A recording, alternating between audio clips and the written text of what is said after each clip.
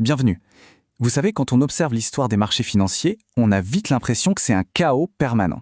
Et pourtant, si on dézoome, sur le long terme, une tendance super claire se dégage, ça monte. C'est un paradoxe qui est assez fascinant, non?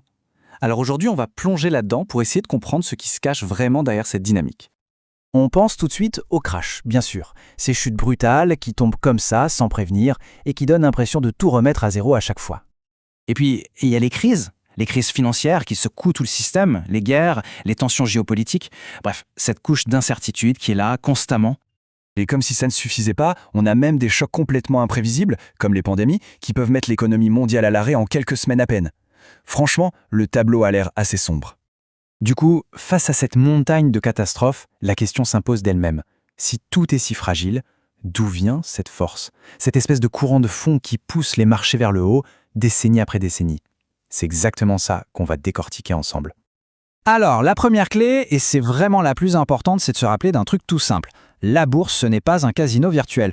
Non, c'est directement branché sur quelque chose de bien concret, l'économie réelle. L'idée fondamentale, c'est ça.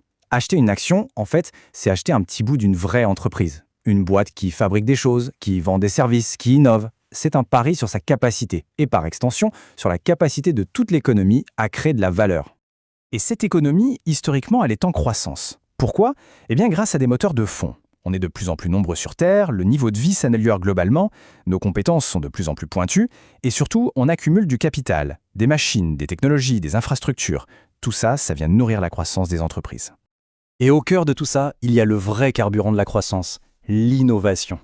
C'est un cycle sans fin. Chaque époque a sa révolution. D'abord la mécanisation, l'électricité, puis l'informatique et Internet dans les années 80.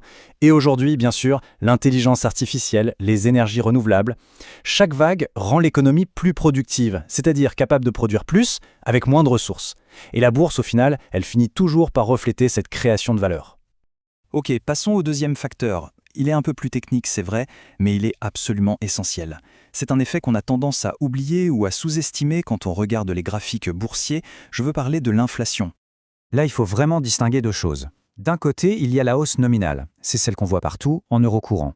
Comme les prix augmentent avec le temps, les entreprises vendent leurs produits plus chers. Mécaniquement, leur chiffre d'affaires augmente, ce qui soutient le cours de leurs actions. Mais la vraie mesure, la plus juste, c'est la hausse réelle, c'est-à-dire la performance une fois qu'on a enlevé cet effet gonflant de l'inflation. Et c'est là que ça devient vraiment puissant. Car même quand on gomme l'inflation, la performance historique des marchés sur le long terme reste positive. Et ça veut dire une chose, il y a une authentique création de valeur, bien au-delà de la simple hausse des prix. Bon, maintenant, parlons de ce qui fait peur, les crises.